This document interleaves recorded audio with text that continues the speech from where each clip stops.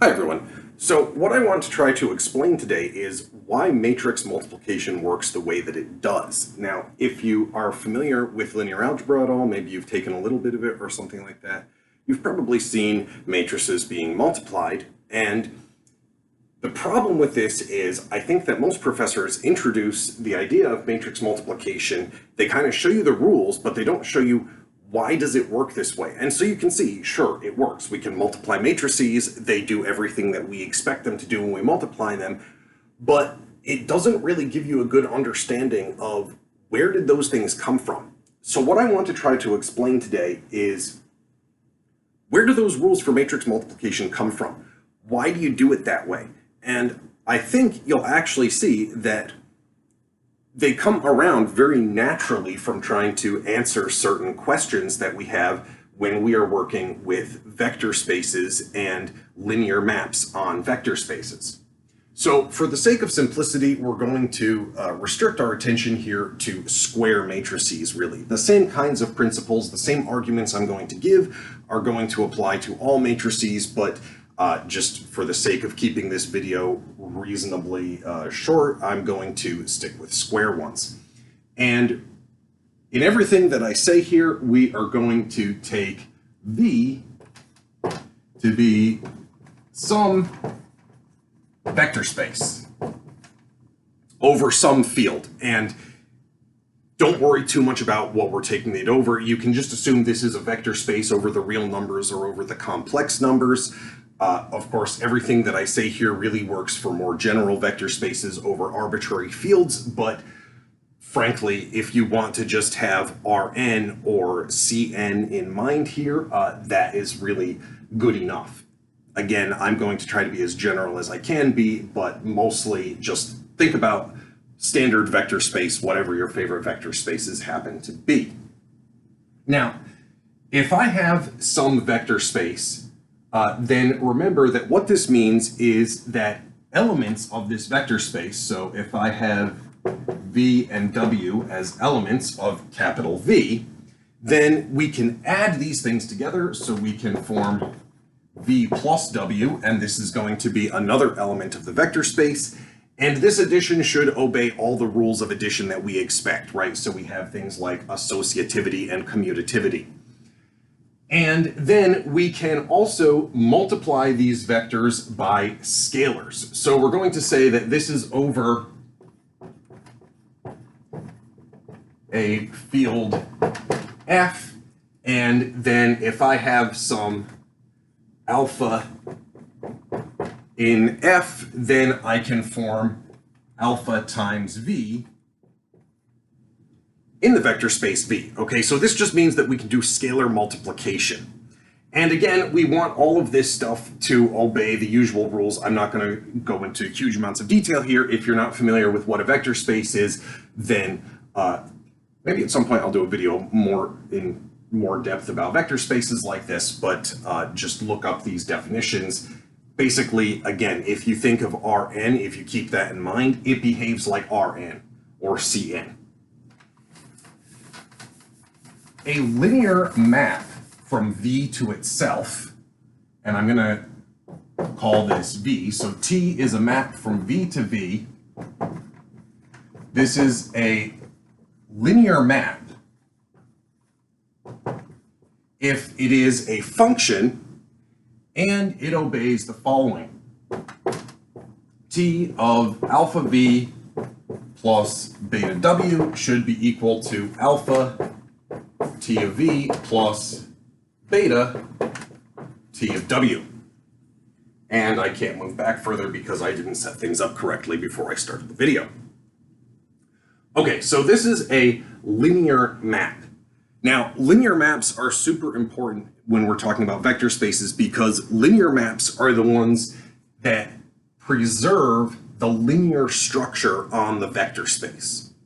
And in mathematics, one of the things that you will notice as you start to study more things in mathematics, we tend to have these structures and then we have these maps that preserve the structure.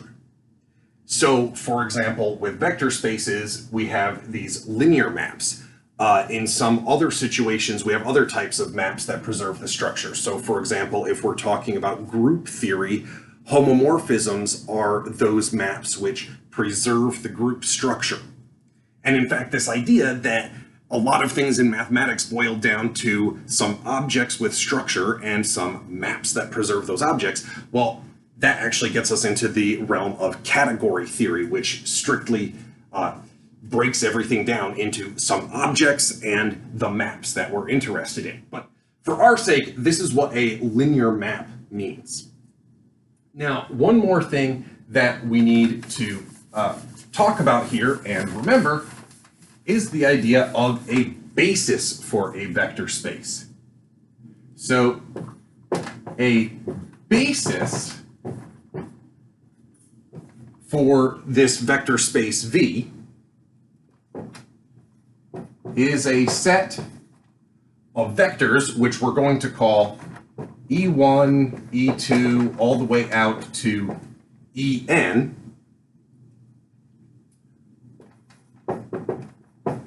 which are linearly independent, and they have to span V. So what does this mean?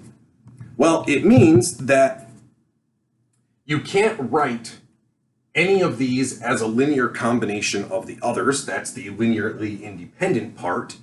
And the fact that they span V means that every element of V can be written as a linear combination of this E1, E2, all the way through En, this set of vectors.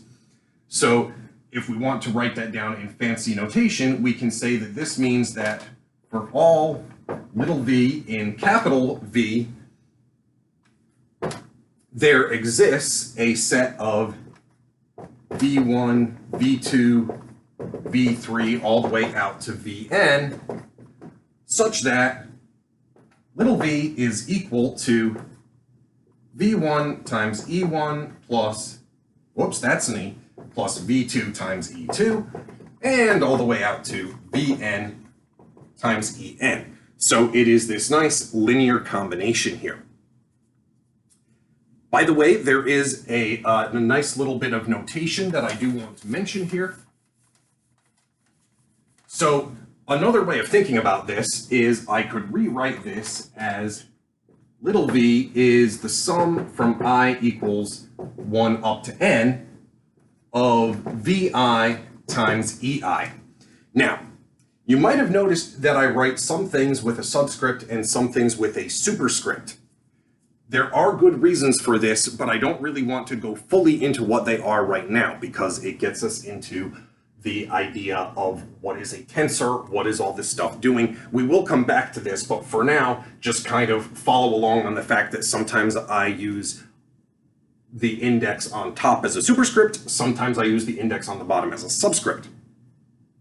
One of the things that you will find as you study linear algebra and tensor algebra, again, don't worry too much about what tensor algebra is for the moment. Well, one of the things that you find is whenever you have the same label as a superscript and a subscript, you always will be summing over that index from 1 up to n. And as a result, we define just writing VI EI with one I as a superscript and one as a subscript.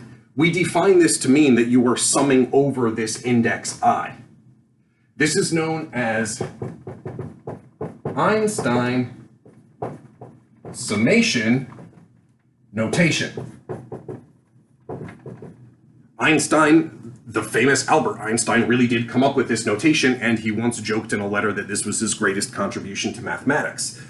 He was joking about that, but he actually wasn't all that far off, because having good notation makes doing mathematics so much easier than having bad, complicated, clunky notation. So the fact is, this simplified notation actually is really helpful, and we're going to use this throughout. So hopefully that won't confuse you too much if you've never seen this before. Once you get used to this, it's really powerful and really helpful. Okay, so now I want to think about how we can represent a linear operator. So let's suppose that T is a map from V to V that is a linear map or linear operator. When I say linear operator, it means the same thing as linear map. And I want to think about, what does this do to a vector in V? Well, it turns out that I can tell you what it does to any given vector in V in the following way. So, how do I find T of little v? Well, the answer is that if I write little v is equal to v1 e1 plus all the way out to vn en, then what I can do is the following.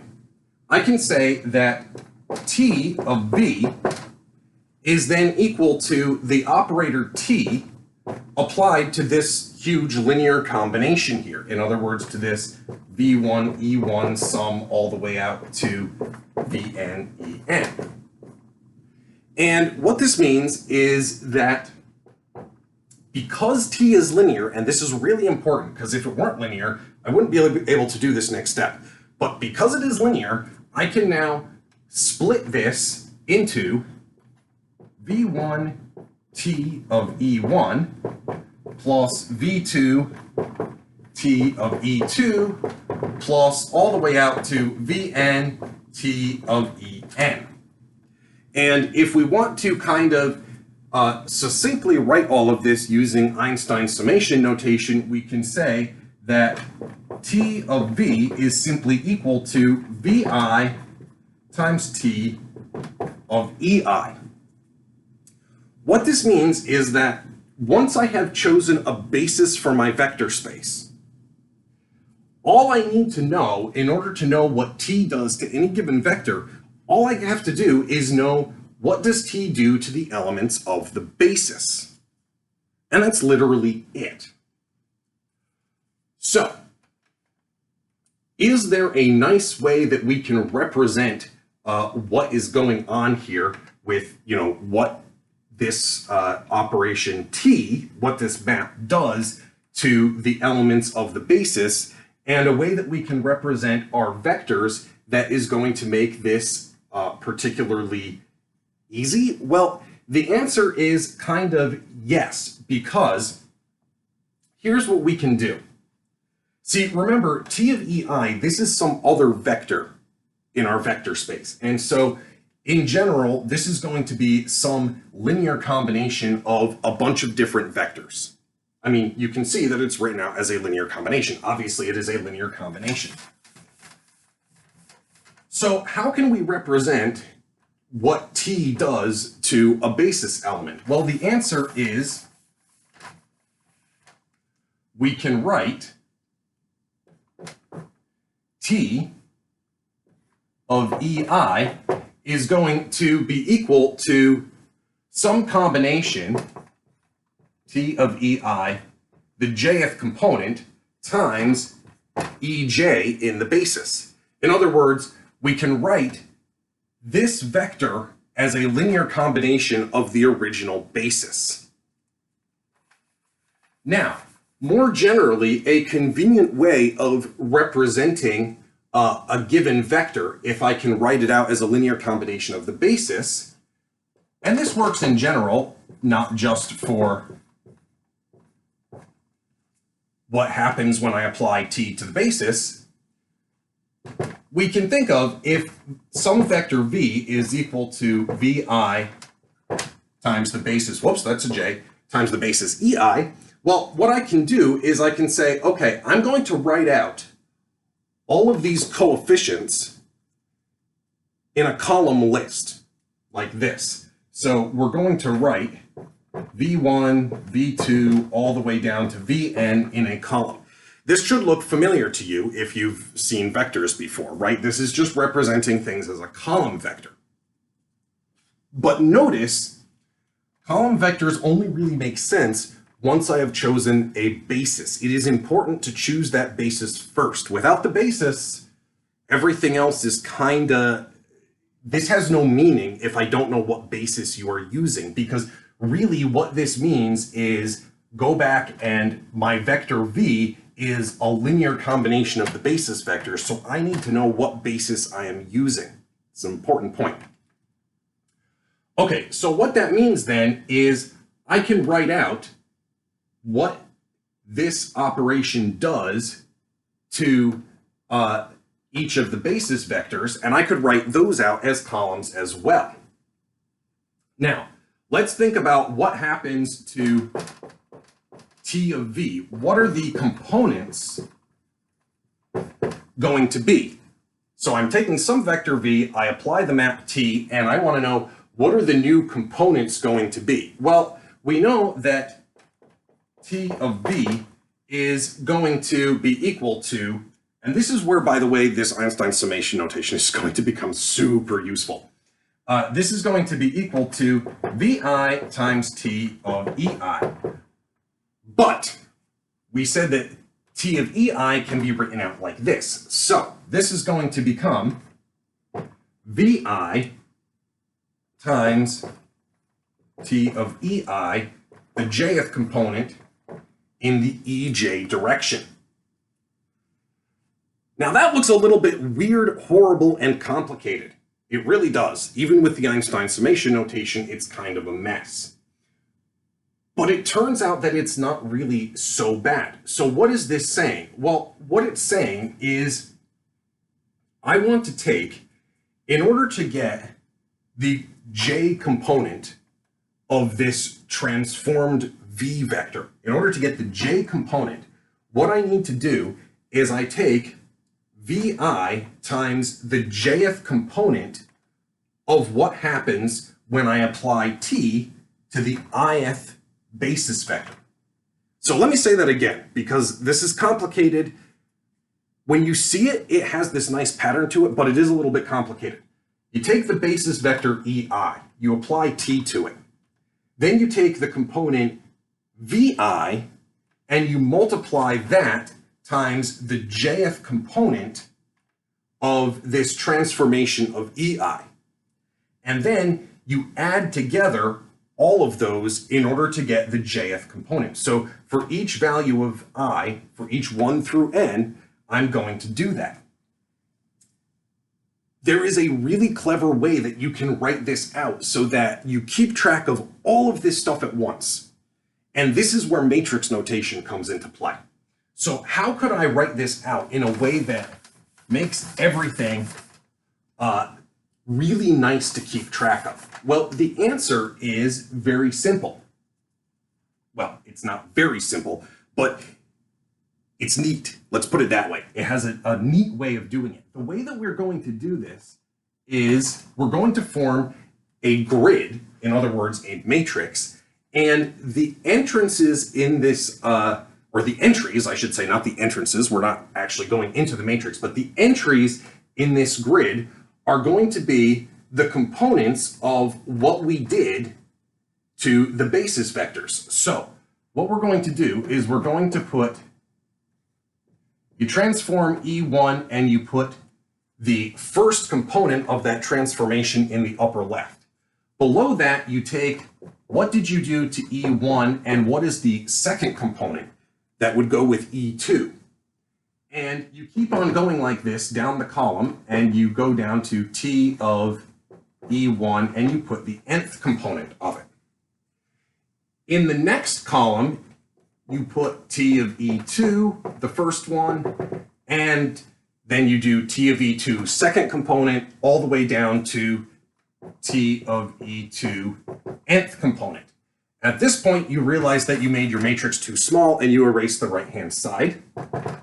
Okay, so you keep on going. You put the transformed vector for the first basis vector in the first column. You put the transformed vector for the second basis in the second column, all the way out until we get to the transformed nth vector, and that is going to go in the last column. Now, why would I do this? Because frankly, this seems, I mean, it's a nice way of laying out this grid, but why would I do this? Well, before I explain exactly why I would do this, I want to observe this fully defines the transformation T as long as I know what this basis is. So as long as you give me the basis, this grid fully determines what the transformation T is going to do to any vector V. Why is that? Well, because what does T do to V? It is completely determined by these coefficients. And I just listed every one of those coefficients. So in some way, this matrix is really going to tell us everything we need to know about T. Now, how does it work? Well, the answer is, let's go back to thinking about writing out a column of the components of V. So we have V1, V2, all the way out to Vn. To get the E1 component of this transformed thing, we want to take V1 and multiply it by T of E1 first component. Then we need to add, because remember, we would be summing over this I and this I, and we would be keeping J fixed here. So we do the summation over I first, and then we switch to the next J, do another summation over I. Then we want to take V2 times T of E2 first component. Then we would want to take V3 times T of E3 first component. Again, we're sticking with first components here. And eventually we get out to Vn, T of En first component. In other words, we just multiply this times the first guy plus this times the second guy, and we keep on going. We move across the row of the matrix and down the column of the vector, and this is going to give us, in the upper right-hand side here, we are going to get, let me make sure that I actually write this out correctly. Yeah, it's going to be Vi T of Ei first component. So we're going to be summing over the i's, and we always use the first component here. As you work out what would be the second component of V, you find that, well, you follow the same procedure, except you use the second row in this grid instead of the first row. And again, that's just a nice way of writing down the sum that we worked out down here. And eventually you get down to Vn, T of En, Vi, T of Ei, and its component. Yeah, I got myself a little bit confused. To be perfectly frank, in a lot of ways, I prefer thinking of it this way.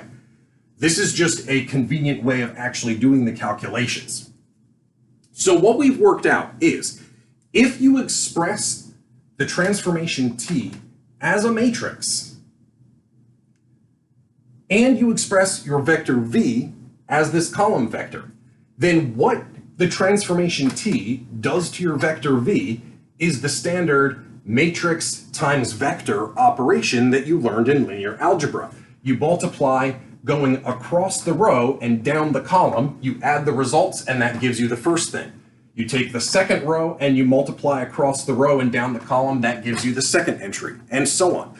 But that rule, the reason that matrices act on vectors that way, it all comes out of the fact that we're using the matrix to represent a linear transformation. And that's the important point here. That is quite a bit of information to digest in a short time. So I do recommend that you might stop and think about that for a little bit, because next what we're going to do is we are going to go on to ask, okay, so what does this tell us if we multiply matrices? Well, the answer is I want matrix multiplication to correspond to operator composition. Or in other words, function composition. In other words, what I would like to say is that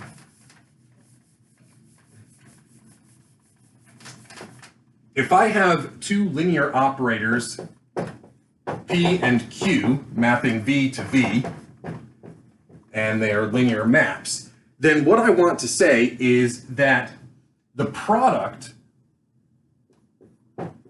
P times Q, this should represent, if I were to act on some vector V, this should be equal to P composed with Q operating on V. It is an interesting fact that function composition behaves a lot like multiplication. Now, the question then becomes, how would I represent P composed with Q as a matrix? And how does that relate back to how to multiply matrices? Well, the answer is, let's go back to thinking about the way that we formed that matrix. Remember, the way that we formed the matrix T was, we said the first column is actually just T applied to the first basis. Sorry, that should be E1 second component all the way down to E1 nth component. In other words, you just take T of E1, T of E2, T of E3, and you put those as column vectors into this grid. So this means that the matrix that represents P should be P of E1 in the first column, P of E2 in the second column, all the way out to P of En in the last column. So let's write that down here briefly. So this is going to be P of E1, and I'm just going to put an arrow here to say basically it's following this vector. And then we're going to have P of E2 all the way out to P of En as a column vector. Q should be represented in the same way. So it's going to be Q of E1 as a column vector, Q of E2 as a column vector, all the way out to Q of En as a column vector. Now, what about P composed with Q? Well, this should be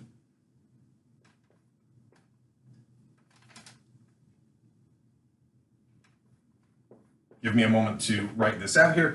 As a matrix, this is going to be P of Q of E1 as a column vector, P of Q of E2 as a column vector, all the way out to P of Q of En written as a column vector. Okay, wow, this is getting kind of a mess, but fortunately things are going to get nicer in a minute.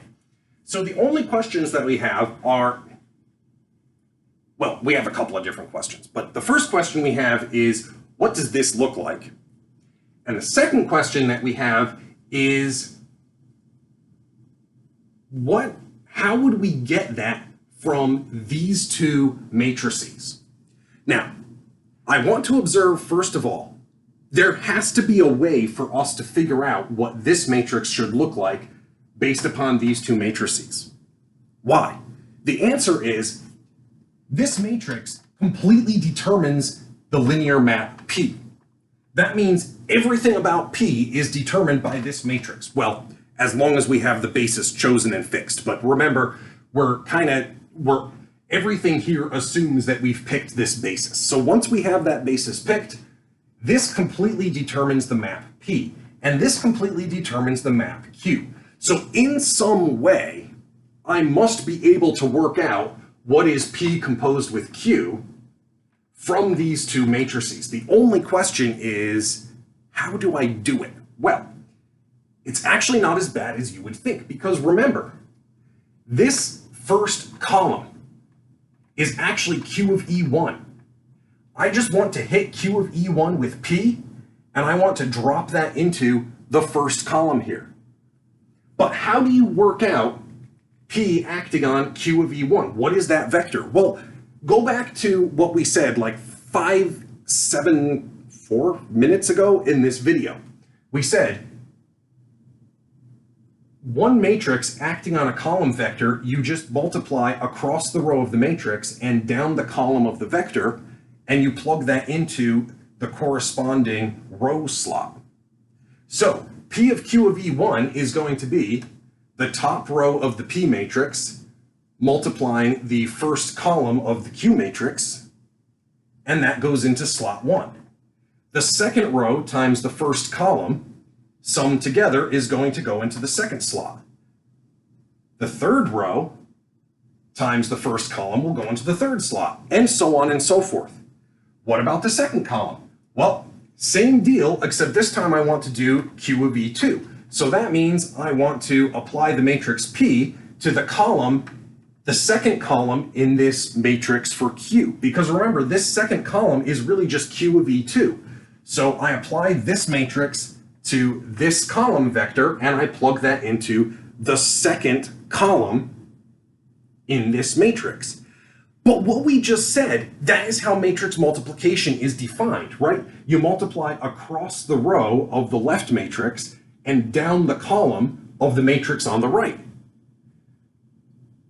And what we just argued is that when you do that procedure, the new matrix represents P composed with Q. So that is why matrix multiplication works the way it does. It's because it's really just telling you what happens when you compose two linear maps. Now that might seem a little bit complicated to just kind of go through abstractly. So here's what I would recommend.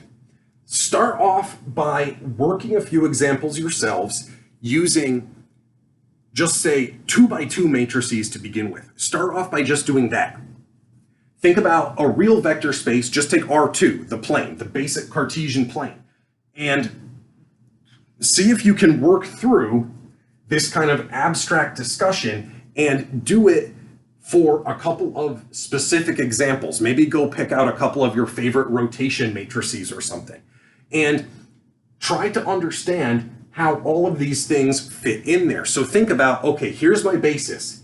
Here's what my first linear map, Q, does to the basis, and I'm going to put that into the columns. Here's what P does to the basis, and I'm going to put that in the columns. And then think about how, oh, so if I want to know what P does to Q of E1, well, hey, I just applied this matrix P for P to the first column of the matrix for Q. Okay, so I realize that I have gone through this very quickly. The truth is that I've condensed what could reasonably be like a week's worth of lecture material into a little over half an hour. But I hope that this at least makes some sense. Now, if it doesn't make sense to you right away, don't feel like discouraged by that, okay? Go through it again. One of the things that's really important in mathematics, don't just go through something once, even, abstract explanations.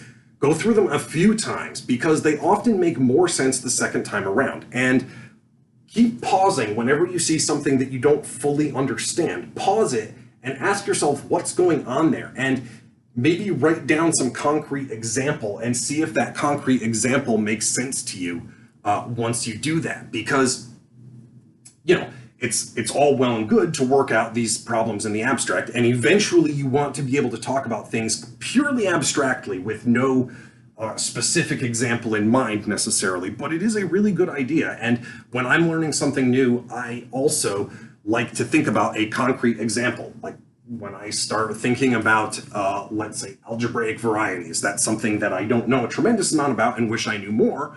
Well, I like to think about specific examples of those as I'm thinking about the more general rules for algebraic varieties. And similarly, again, go ahead and try to do this with some concrete examples and see how it's working out. But what you'll ultimately find is that this matrix multiplication, which maybe seemed a little bit arbitrary, like, sure, this works as a multiplication, but it just seems like the professor pulled it out of thin air. Well, no, it isn't pulled out of thin air. It's actually pulled out of the fact that these are linear maps, so we can use the rules for linear maps to work with them. And secondly, that we want to make the computations easy by writing things out in grids. Maybe your professor actually introduced it this way. If they did, then that's really great, because I think it should be introduced this way. But a lot of professors, they tend to start with the more computational side of things, so they just give you the rules and they don't tell you where they came from. One last remark, because I haven't said enough so far. And this comes back to the question of the Einstein summation notation and the up versus the down indices. Well, one of the things that you will notice with the up versus down indices, and by the way, this has nothing to do, well, nothing directly to do with matrix multiplication, so if you don't care about this, then feel free to stop watching now. But the up indices, These basically refer to which row you are in. And the down indices, this refers to which column. You'll notice, like, for example, that when we wrote out the vectors as column vectors, we had like v1, v2, up to vn. So these up indices are telling me which row I am in. The down index indicates which column I am in. It turns out that this becomes really important in tensor algebra because the differences between columns versus rows, not just columns versus rows, but what columns versus rows really represent mathematically in a linear space, a vector space. It turns out that it's really important to keep track of which one is which because they have all kinds of different behaviors. But basically, when you're talking about the up versus down indices, that is really what you can think of. We're talking about superscripts. Up indices are telling you which row you're in, and subscripts, the down indices, are telling you which column.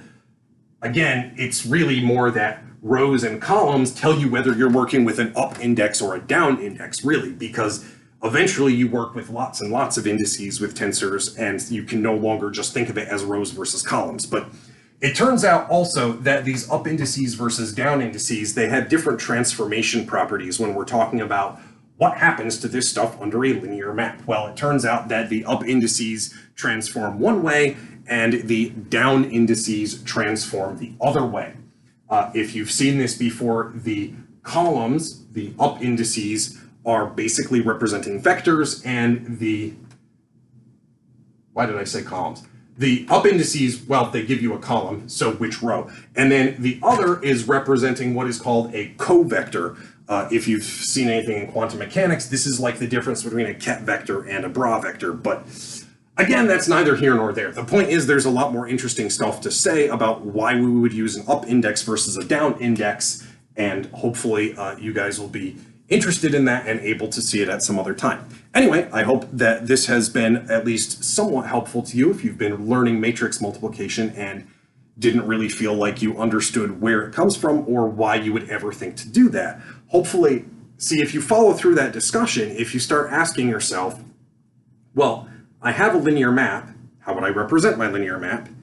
Kind of eventually, you could yourself have come up with matrix multiplication if you had had that problem in front of you and you thought about, well, okay, so maybe we can start representing vectors with columns that have their coefficients in them. And then if I do that, it makes sense to represent the linear maps using a grid, a matrix. And then, okay, so what would the rules be for what the map does to the vector? How does that translate into the matrix versus the column vector? And finally, what does that mean given two matrices? What happens when we compose their corresponding linear maps? Anyway, I've rambled on enough, so I hope that everybody did enjoy this, and I will talk to you guys later.